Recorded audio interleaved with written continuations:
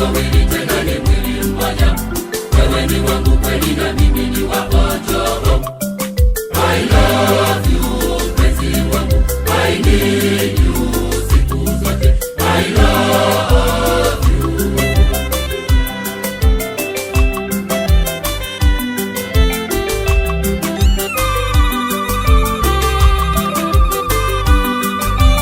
Kama maombezi yake mama yetu Maria, ahadi yetu sasa kweli imetimia. Popote uendapo tutakuwa pamoja. Mungu ametunganisha mimi na wewe, basi wawili tena ni mwili mmoja. Wewe ni wangu kweli na mimi ni wako. I love you mpenzi wangu, I need you siku zote. I love you. Mungu ametunganisha mimi na wewe, basi wawili tena ni mwili mmoja. Wewe ni wangu kweli na mimi ni wako. I love you mpenzi wangu, I need you siku zote. I love you.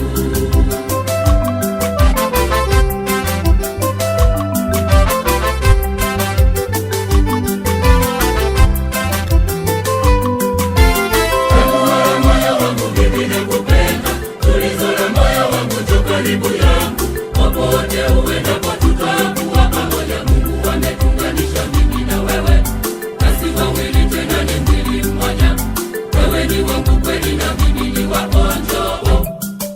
I love you mpenzi wangu, I need you siku zote. I love you.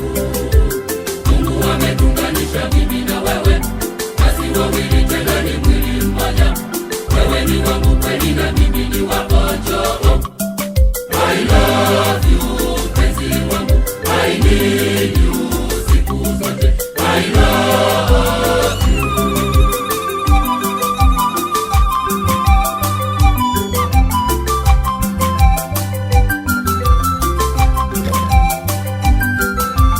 Nimekuchagua wewe wangu wa maisha, agizo la moyo wangu njoo tulitulize.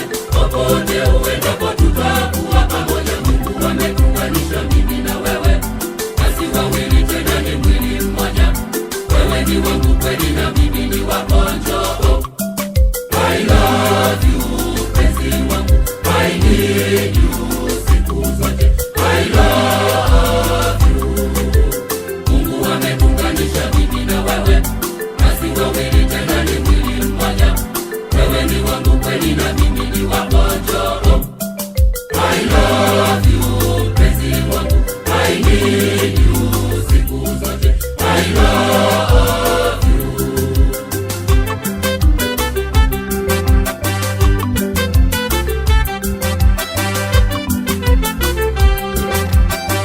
Mpenzi wangu nakupenda nawe unipende, mapenzi la raha na karaha tupendane.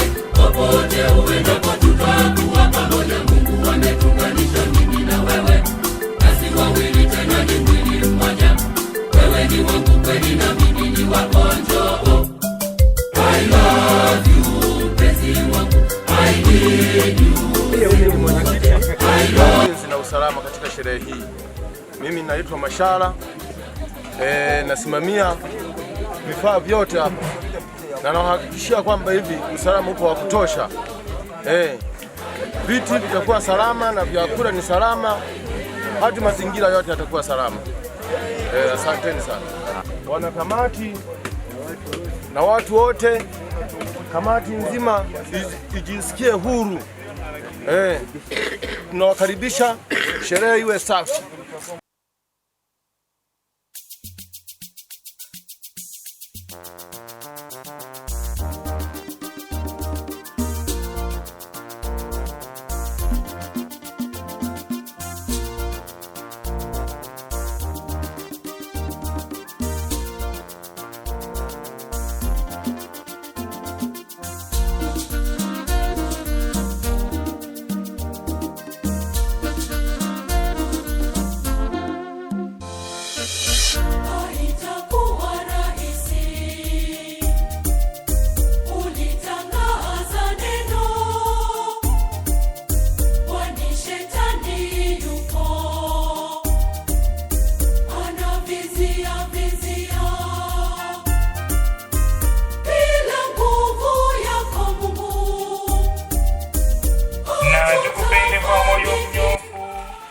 na kwa nguvu zetu zote, kwa njia ya Bwana wetu Yesu Kristo mwanao, anaishi na kutawala nawe katika umoja wa Roho Mtakatifu Mungu milele na milele.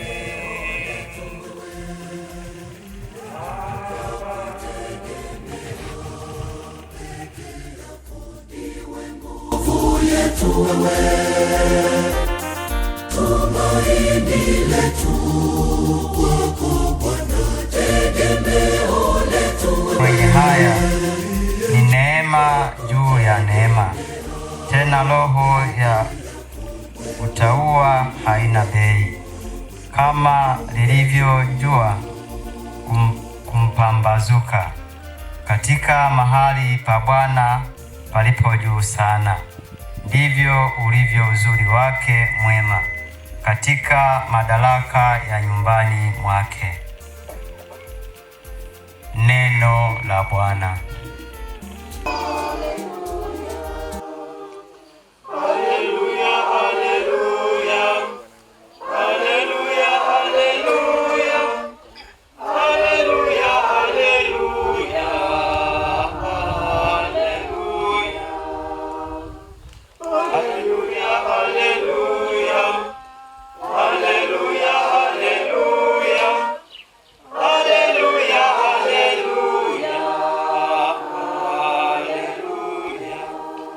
Akae katika upendo hukaa ndani ya Mungu, na Mungu hukaa ndani yake. Haleluya.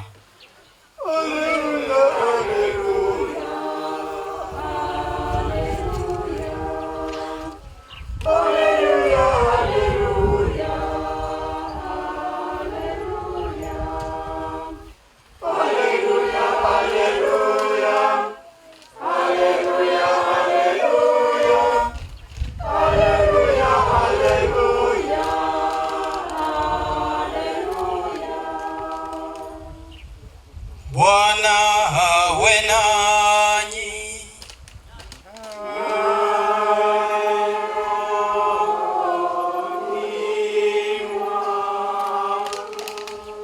Somo la Injili takatifu lililoandikwa na Mathayo.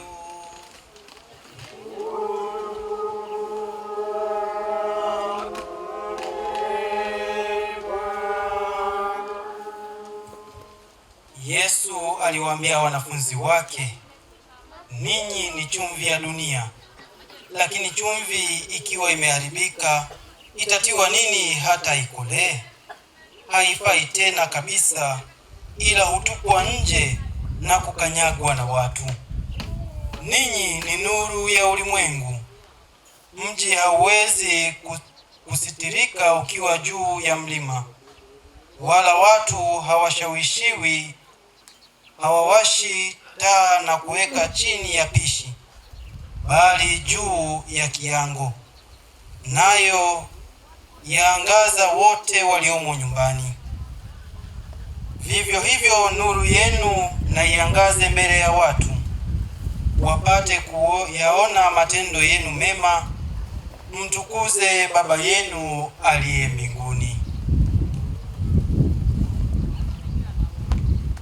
Neno la Bwana.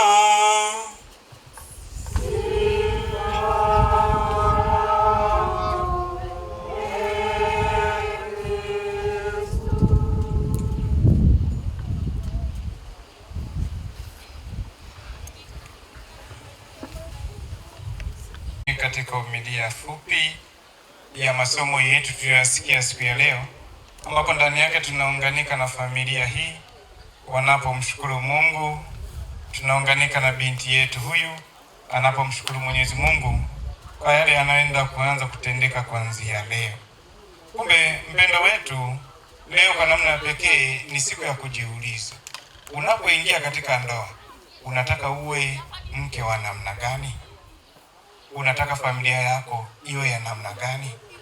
Hilo ni swala la msingi. Usipojiuliza hilo, na juu yake swali lingine la ziada ni kwamba nimekubali kuolewa, naingia katika ndoa, naenda kufanya nini huko? Usipoyajua haya matatu, ndoa utaiona ni chungu. Utadumbukia kule, utakutana na vitu tofauti kabisa. Kumbe lazima kujijua na kujiuliza, ni kwa nini niolewe na huyu bwana na si mwingine? Ni kwa nini? Haya yote ni maswali ambayo unapaswa kuyapatia majibu, na mara nyingine majibu yake huwezi kuyapata kwa haraka. Ni kadri siku zinavyozidi kwenda, miaka inapokatika, ndipo unavyozidi kuonja. Lakini basi, kwa namna pekee, mwanamke wa namna gani anafaa kuingia katika ndoa? Mke wa namna ipi? Tumesikia katika somo letu la kwanza, tunaambiwa na kitabu cha Yoshua bin Sira kwamba kwanza anaanza kumsifia mwanamke anaanza kumsifia mwanaume akipata mke aliye mwema. Tumesikia, eli mwanamume akipata mke aliye mwema, hata siku zake zitaongezwa. Ili wapendwa, lipo katika maisha yetu ya kila siku. Mke akiwa mwema anaongeza siku za mume wake, anaongeza siku za mume wake, hata za maisha, kwa sababu mwanamume anapata faraja toka kwa mke wake. Mke wake huyo anakuwa ni ndugu yake, anakuwa ni mzazi wake, anakuwa ni faraja kwake. Kwa sababu gani? Ya ule wema wa mke aliye mwema. Hata ndugu watapata faraja toka kwa mke wa huyu bwana aliyebahatika kupata mke aliye mwema. Kumbe kila mwanamke si mke aliye mwema, hilo lazima tulijue. Na ndio maana tunaambiwa kwamba sifa za mwanamke ni zipi? Mke mwema. Cha kwanza tunaambiwa mke mwema ni yule mcha Mungu. Huyu ndio mke aliye mwema. Ya kwanza hiyo, uwe mcha Mungu. Dumu katika kusali. Unaposali unaombea familia yako, unamwombea mume wako, unaombea majukumu yake, unaombea yale yote anayoyatenda. Na mwisho wa siku kama mama ni mwombezi na msimamizi wa familia. Unaonja na unajua familia inaendaje. Kumbe katika sala udumu. Ukiondoa hicho, familia hii inakuwa haina mke aliye mwema. Kumbe ni hilo, lazima udumu katika kusali. Hata unapoona mapungufu ya mume wako, unapoona changamoto katika familia, lazima uziweke katika sala. Wengine wanashindwa kulitekeleza hilo. Matokeo yake unaingia kwa waganga wa kienyeji, utafuta ushauri wa hapa na pale, ndoa inavunjika. Na hiyo inaondoa kuwa mke mwema. Jiulize, je, wewe utaendelea kuwa mcha Mungu? Ya pili ni hili. Mke mwema, yeye tunaambiwa kwamba anakuwa ni tunu bora, ni kama zawadi kwa mwanaume. Na kwamba haijalishi mwanaume huyu ni tajiri au ni maskini, tunaambiwa moyo wake utamchangamsha mume wake. Kumbe hilo lazima sasa ujitahidi kuwa tunu bora, kuwa zawadi kwa mume wako. Ujitahidi kumfurahisha. Kuna nyakati nyingine atakata tamaa, kuna nyakati nyingine atakuja amekasirika, kuna nyakati nyingine atakuja amechoka, hajui la kufanya. Kumbe uwe zawadi kwake. Kama mke ujue leo mume wangu yukoje, ameshindaje, kwa hali hii ninapaswa nitende nini, kwa leo alivyokuja amekasirika nifanye nini. Hiyo unakuwa zawadi kwake, unakuwa faraja kwake. Kumbe ujitahidi katika hilo. Ujiulize, je, wewe huyu mwanamume anayekuoa Mungu amempa kama zawadi, ili katika mahangaiko yake, katika shida zake, apate faraja toka kwako, aone hakika nimepata mke, sijakosea. Hilo lazima ulifanyie kazi. La pili ni hili, mke mwenye neema kumpendezesha mumeo. Umejitahidi siku zote kuhakikisha unampendezesha mumeo. Jitahidi kumjua mume wako na namna gani, na siku zote unalolifanya mpendezeshe mume wako na si mwingine. Kwa bahati mbaya katika nyakati za sasa tunajitahidi kuwapendezesha marafiki zake, wazazi wake na ndugu wengine. Tunaalikwa umpendezeshe mumeo. Hakikisha katika muonekano wake wa nje unatimiza majukumu yako vizuri, lakini basi lolote unalolifanya lazima ujiulize, je, hili mwenzi wangu wa ndoa, mume wangu akilijua tutakuwa na hali ipi? Je, neno hili nikilitamka mbele yake litampendeza au litamuumiza moyo? Kumbe lazima ujitahidi siku zote kulitenda hilo. Kwa bahati mbaya walio wengi wao unakuta ni mke wa mtu lakini anawapendezesha wengine. Utamwona hata namna anapopita kwa watu wengine, hata sauti yake inabadilika. Anaongea sauti nzuri ya watu wengine, lakini kwa mume wake Wanasema Waswahili anachamera kama redio iliyosoma betri. Hata akipita mbele za watu wengine, akiona watu wengine wamekaa, anabadilisha hata muondoko wake na tembea yake. Ni mke wa mtu. Uhitaji mume mwingine uliye nyumbani ndio wa kwako. Jitahidi kumpendezesha mumeo katika maisha kwa kila siku. Nyingine tunaambiwa kwamba sababu nyingine ya mke mwema ni kwamba maarifa yake mwanamke aliye mwema yatamnenepesha mwanamume. Una maarifa mengi, umekutana na wengi, umepita katika malezi tofauti tofauti, maarifa ya kupika, kuandaa nyumba na kufanya vinginevyo. Haya unapaswa uyatende.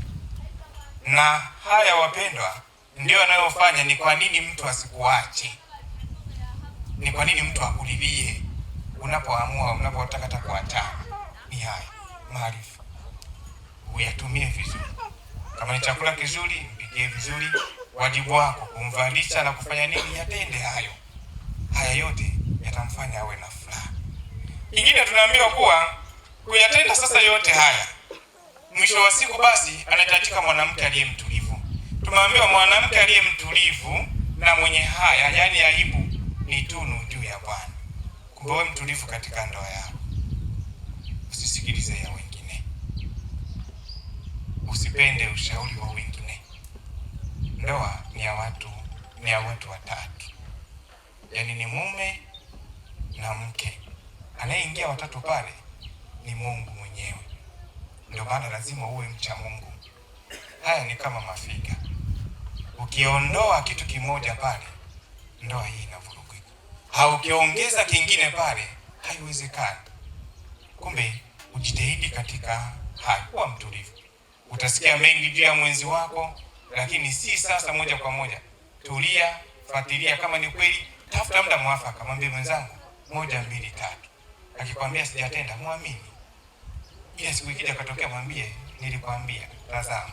Yeye mwenyewe nafsi yake itamsuta. Kumbe tusichukue tu ya wengine wanaotuambia. Tusibebe ya marafiki, tusibebe ya mashemeji wala mawifi tukayaleta katika familia. Ndoa itakushinda mchana kweupe. Mbojitahidi. Huenda wengine wana nia mbaya, wengine wana nia nzuri. Lakini lazima uwe mtulivu kujua katika hili kuna ukweli ndani yake. Na kama kweli kuna ukweli, nimeingia katika ndoa kwa ajili ya kusameheana na kupendana. Nimpende katika udhaifu wake na napaswa nimsamehe. Na msamehe kwa namna ipi? Unatafuta njia nzuri ya kumweleza. Mara nyingine unaangalia mazingira kwamba hapa kusema kweli unamwambia. Hata siku nyingine kama amekutendea tofauti kabisa, na hata kama kitu hujakitenda, wewe mwambie tu, mume wangu nisamehe. Mume wangu nimekosa, nisamehe. Siku mnapokaa vizuri mmetulia mnacheka, unaambia sema kweli, mume wangu siku zile ulinisingizia, sikutenda kweli kabisa. Hapo anakuelewa. Hapo kunakuwa hakuna ugomvi. Kumbe lazima ujue ni muda upi na wakati upi, na unapaswa kuwa basi katika hali hiyo. Na mwisho tunaambiwa kwamba katika kuyatenda haya tunaambiwa na somo letu kwamba wala hakuna badala ya mtaalamu. Hakuna badala ya mtaalamu. Usifikirie ndio ili tulie, unahitaji uweke nguvu za kishirikina, unahitaji unasema kufanya nini? Uweka limbwata na mengineyo. Hakuna. Yaani ndoa ili ikae vizuri wapendwa, hakuna cha mtaalamu yote, asikudanganye mtu. Kinachofanya ndoa haya yote yatimilike ni kila mmoja kujitahidi kukaa ndani ya moyo wa mwenzio. Unakaaje? Kwa mwenendo na matendo yaliyo mema. Unapomtendea aliyo mema, hata kama akitaka kukusaliti, atafika sehemu anasema, kwa nini nimtendee hivi mke wangu? Pamoja na yale anayonitendea, leo mimi wakumfanyia hivi. Moyo wake unamuuma. Anarudi. Kumbe hilo usijidanganye. Mara fanya hiki, mume wako atatulia. Mara fanya hiki, usijidanganye. Ila ni matendo. Na matendo hayo ni haya yanayokudai kila siku kupadilia upendo huo. Kwa namna unavyomtunza, namna unavyomhudumia. Kwa bahati mbaya utakuta katika mazingira ya sasa, kulingana na majukumu yetu, ujali mume wako anapikiwa na nani? Ujali mume wako anafuliwa na nani? Na mara nyingine hata kitanda cha kwenu mnatolala wawili anatandika mtu mwingine, na nguo hata mpaka za ndani za mwenzi wako anafua mtu mwingine. Usitegemea hapo kuna upendo. Hapo utakuwa kama wanaume wote wawili. Hata akivaa kipendeza, akitoka nje, wenzake wakimwambia fulani, leo umependeza, mawazo yatamrejea yule anayefuaga nguo na kumnyoshea. Na ndio maana unajikuta wengi wao wanatumbukia kule. Jitahidi, jua wajibu wa mama ni upi. Kama chakula, muandalie mumeo. Kama nguo, muandalie mumeo za kuvaa. Kama kitanda chenu, mtaandikie. Hayo ndio ndoa inasimama. Hayo ndio yanaleta muunganiko. Tusiige maisha ya kisasa. Huko ndoa inavunjika kweupe mchana. Na mwenzi wako atakuona kama ni mzazi mwenzake tu. Ile tu ni ndoa ya muunganiko inakuwa haipo. Unaishi katika moyo wa mwenzako kwa yale matendo unayomtendea. Vile vitu unavyovifanyia.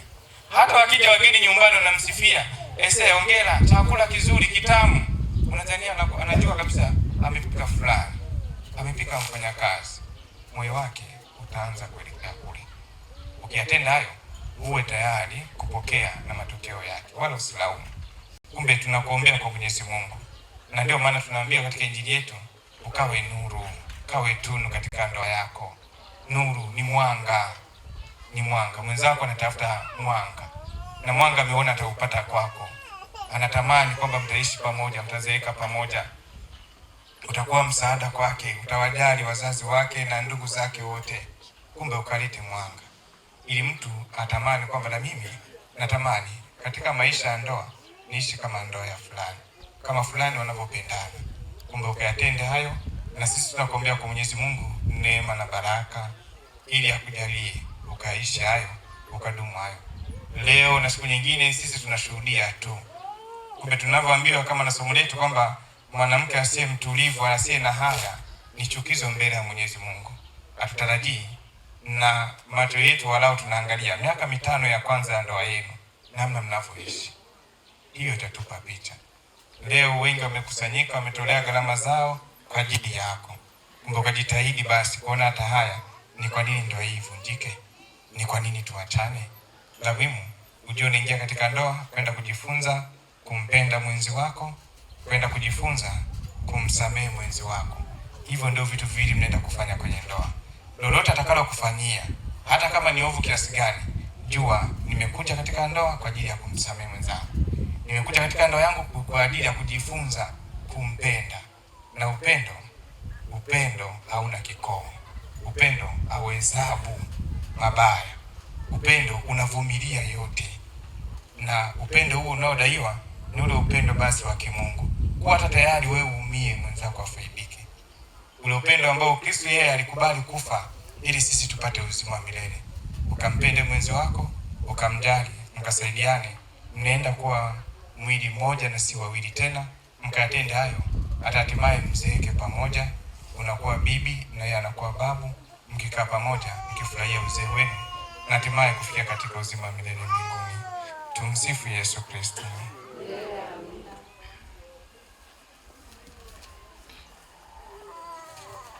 Tusimame Mungu maombi yetu.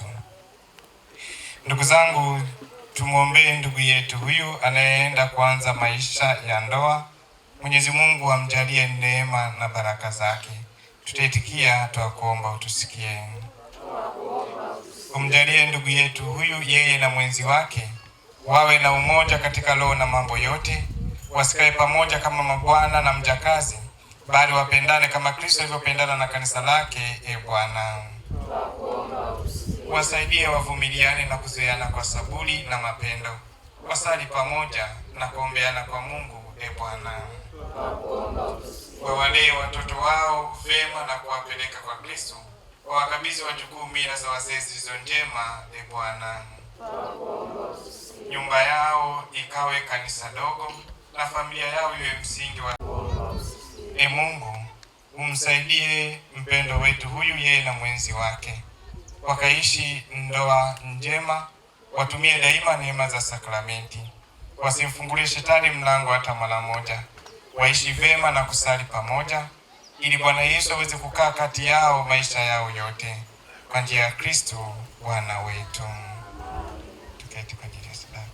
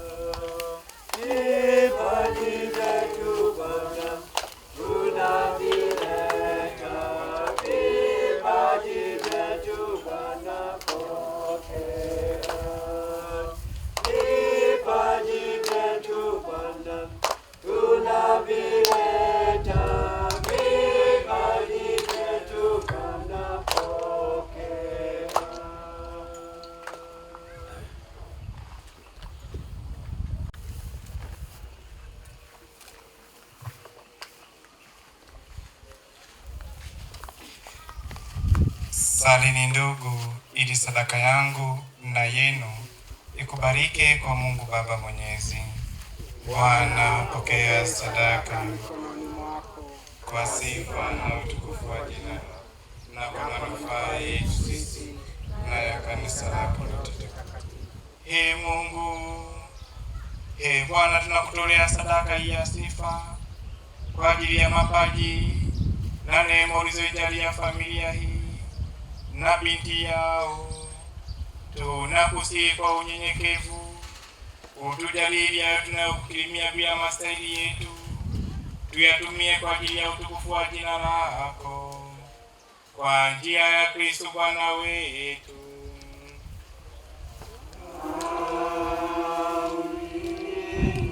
Bwana awe nanyi.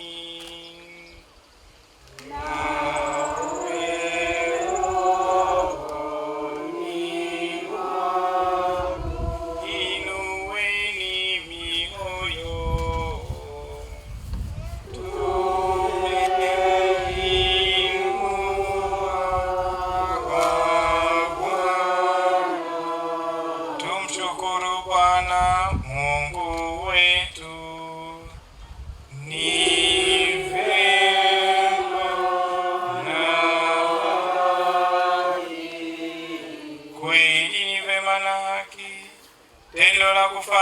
kuleta wokovu. Tukushukuru wewe daima na popote, Bwana Baba uliye mtakatifu, Mungu mwenyezi wa milele. Wewe unaja na sifa yetu, lakini sifa hii ni kipaji chako tunachokurudishia kwa shukrani. Maana nyimbo zetu za sifa zikuzidishi kitu, bali zatufaa sisi kupata wokovu kwa njia ya Kristo Bwana wetu. Kwa hiyo pamoja na malaika wa mbinguni tunakusifu tukiungama kwa furaha. Mtakatifu, mtakatifu, mtakatifu, Bwana Mungu wa majeshi, mbingu na dunia zimejaa utukufu wako. Hosana juu mbinguni, mbarikiwa ajaye kwa jina la Bwana. Hosana juu mbinguni. Bwana kweli mtakatifu na chemchemi ya utakatifu wote, tunakuomba vitakatifuze vipaji hivi kwa nguvu ya Roho wako, ili viwe kwetu mwili na damu ya Bwana wetu Yesu Kristo. Yeye alipotolewa na akawapa wafuasi wake akisema, twaeni mle nyote, huu ndio mwili wangu utakaotolewa kwa ajili yenu.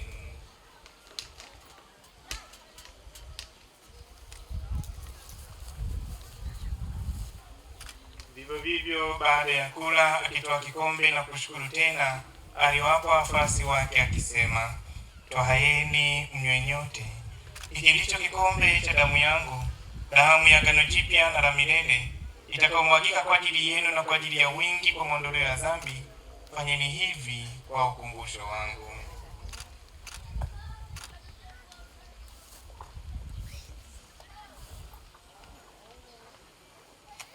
Fumbo la imani. Ee Bwana, tunatangaza kifo chako na kutukuza ufufuko wako mpaka utakapokuja.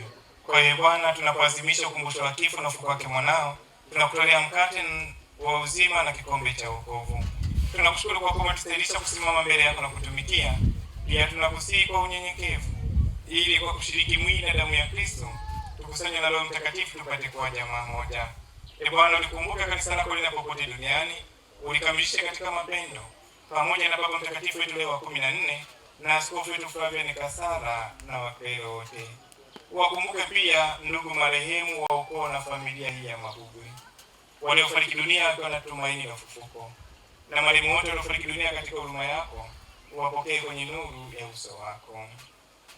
Tunakuomba utuhurumie sisi sote, ili pamoja na Maria Bikira mwenye heri mama wa Mungu na Mtakatifu Yosefu mume wake Bikira, mitume wenye heri na watakatifu wote kupendeza tangu kale, tustahili kushiriki uzima wa milele na kukusifu na kutukuza kwa njia ya mwanao Yesu Kristo. Kwa njia yake na pamoja naye na ndani yake, wewe Mungu Baba Mwenyezi, katika umoja wa Roho Mtakatifu, unapata heshima yote na utukufu milele na milele. Amen. Kwa kulitii agizo la Mwokozi wetu na tukifuata mafundisho yake ya kimungu, tunasubutu kusema: Baba yetu uliye mbinguni, jina lako litukuzwe, ufalme wako ufike, utakalo lifanyike duniani kama mbinguni. Utupe leo mkate wetu wa kila siku, utusamehe makosa yetu kama tunavyowasamehe na sisi waliotukosea, usitie katika kishawishi, lakini utuokoe maovuni. Bwana, tunakuomba utuokoe katika maovu yote, utujalie kwa wema amani maishani mwetu, kusudi kwa msaada wa huruma yako tuokolewe daima na dhambi, wala tusifadhaishwe na jambo lolote. Tunakutazamia tumaini lenye heri na ujio wa Mwokozi wetu Yesu Kristo. Kwa kuwa ufalme ni wako na nguvu na utukufu hata milele. Bwana Yesu Kristo, uliwaambia mitume wako, amani na wachieni, amani yangu na wapa. Usitazame dhambi zetu ya imani ya kanisa lako, upende kujalia amani na umoja kama ilivyo mapenzi yako, unaishi na kutawala milele na milele. Amani ya Bwana iwe daima nanyi. Tuombeane amani.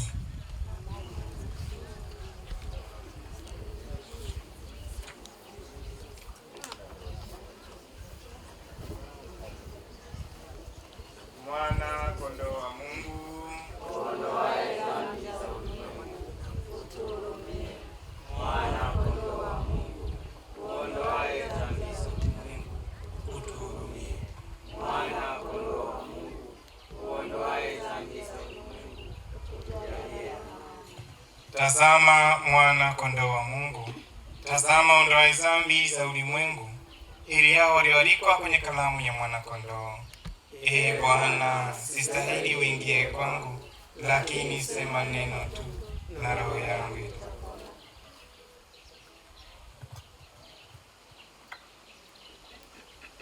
Sala ya kutamani. Ee Yesu, mkate wa mbingu, ninatamani uje kwangu ulio uzima na milele, uje chakula cha roho yangu.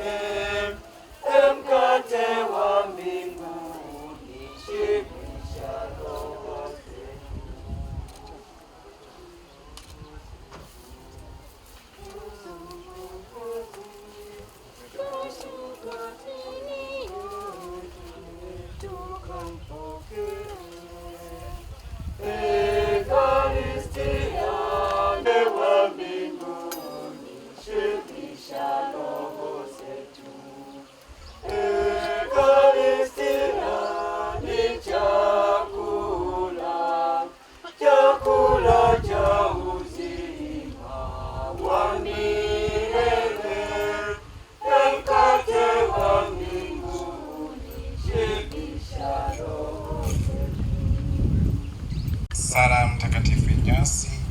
Roho ya Kristo nitakase, mwili wa Kristo niokoe, damu ya Kristo nifurahishe, maji ya ubavu wake Kristo nioshe, mateso ya Kristo nguvu yanizidishie.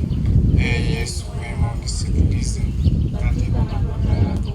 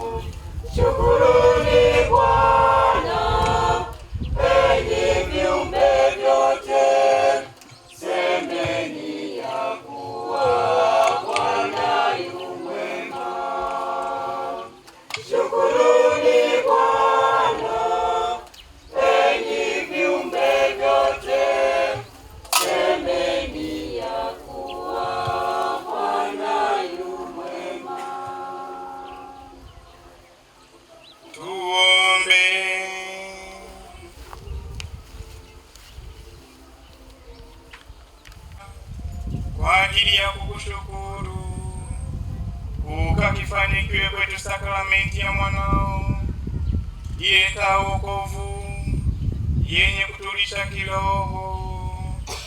Utujalie tuimarishwe hivi kwa vipaji vya ujasiri na furaha, hata tustahili kukutumikia kwa bidii zaidi na kupata fadhili zako mpya kwa njia ya Kristo Bwana wetu.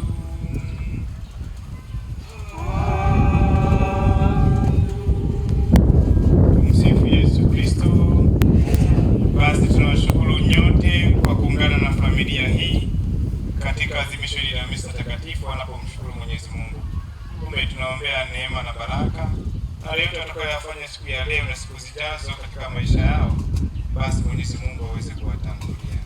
Kumbe tunashukuru nyote kwa kukubali kukaa na familia hii katika kipindi hiki. Asanteni na Mungu awabariki. Basi naomba wengine tusimame wala kupiga magoti na kuomba.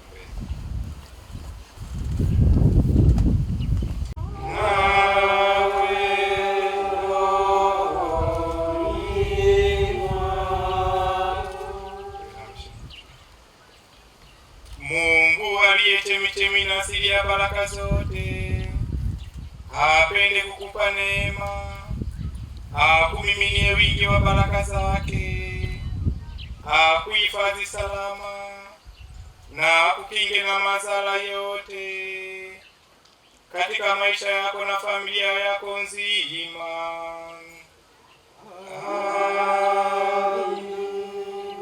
Akulinde katika ukamilifu wa imani, akujalie ustalimivu katika matumaini na udumifu katika upendo, ukiwa na saburi takatifu hadi mwisho.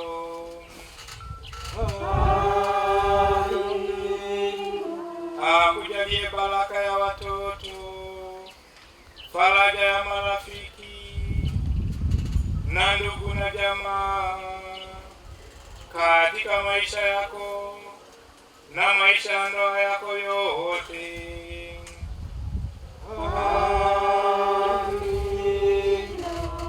Azipange siku zako na matendo yako katika amani yake. Ayasikilize maombi yako kila wakati na popote ulipo, na kukufikisha kwa furaha katika uzima wa milele mbinguni.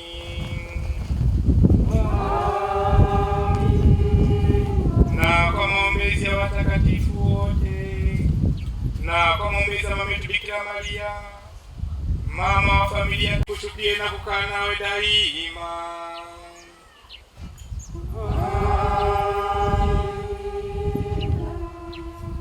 Nendeni na amani.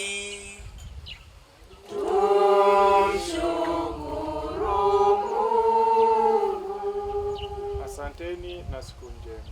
Amina.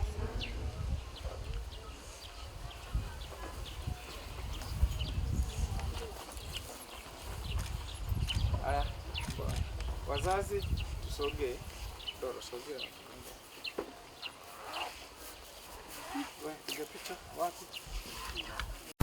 Ni santare mnyamalelo ni santare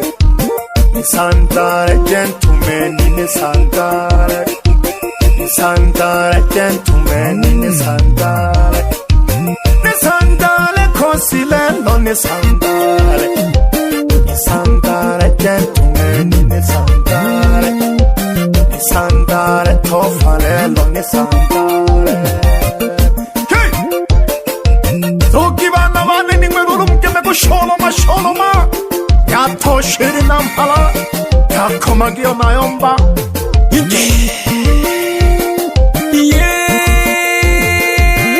na langwa no kavya jigo ya jae jabamno kina langwa no kavya jigo ya jae jamamlani ungwana peji na togi rehempino homla yo mirago ungwana peji na togi rehempino homla yo mirago kina langwa no kavya jigo ya jae jamamlani kina langwa no kavya jigo ya jae jamamlani ungwana peji na togi rehempino homla yo mirago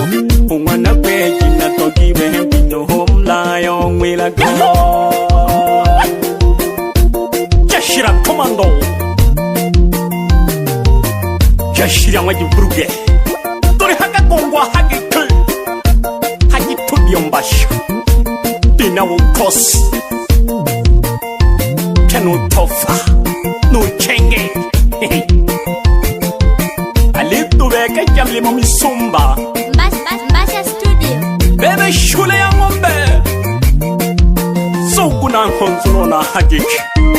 Yes, shule ya ng'ombe wanajilongo kwa mhekela squeeze wananita Osama bin Laden oweja sana nkurone aye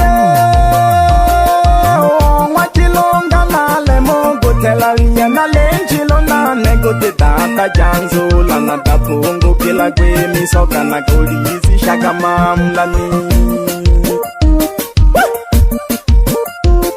naitwa Zilipendwa he baba wajilonga na le mongo telalia na lenjilo na nego de data janzo la na tapungo kila kwe misoka na kolizi shaka mamlani yani liyazuni je pele taifa baba mpaka na bakabila badezunya ndio bebe shikira wana wa shababu tuli mpole pole tu inaitwa Zilipendwa hiyo che wapiroloshi zombie komando sogole fungere jikawa nere kale kake huto wa shabiki Kalitano ka Zilipendwa ulungu katokwa ni wila gitukonkeche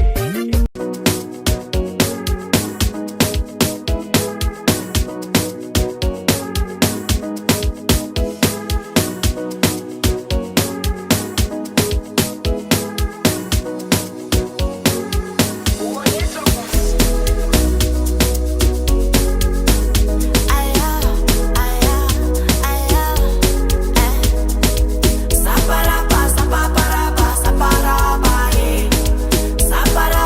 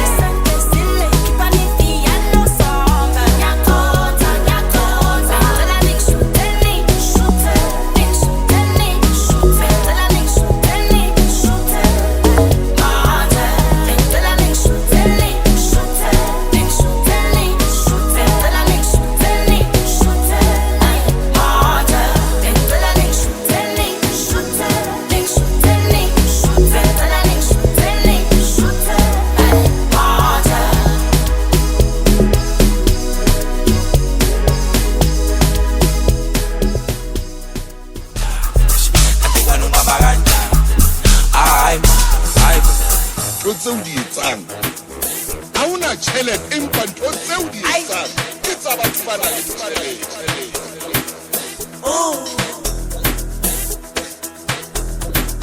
Opatini mani Barikilimeke Asamba Ay Itina maposa Itabo mateba Ay Uspone masndena Baba ne jealous Ay Itina maposa Itabo mateba Uspone masndena Ay Baba ne jealous Itina maposa Itabo mateba Uspone masndena Ay Bona laba baba ne jealous Ay laba baba ne jealous Baba ne jealous Laba baba ne jealous Ay baba ne jealous Laba baba ne jealous Baba ne jealous Laba baba ne jealous Ay baba ne jealous Ay Itina maposa Itabo mateba Uspone masndena Laba baba ne jealous Baba ne jealous Itina maposa Itabo mateba Uspone masndena Laba baba ne jealous Basasojuluka sasebavuma ukuthi ngambukani siyofaka munye bahlushwa yipride ukala kajane bahlezi baneplan lento ngishova namatariyani isikhathi sami ntombi zabo sifuna ikalavani bantu phala ngalo nani ufuna intwana engani umhlonishwa nani ufuna intwana engani basasojuluka sasebavuma ukuthi ngambukani siyofaka munye bahlushwa yipride ukala kajane bahlezi baneplan lento ngishova namatariyani isikhathi sami ntombi zabo sifuna ikalavani bantu phala ngalo nani ufuna intwana engani umhlonishwa nani ufuna intwana engani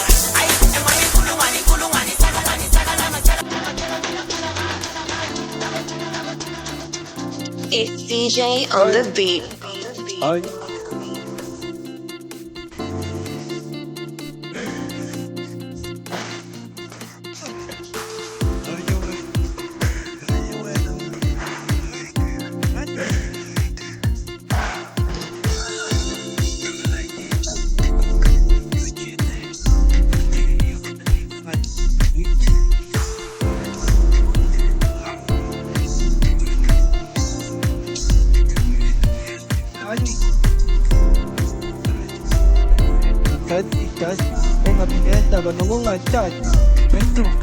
Aman.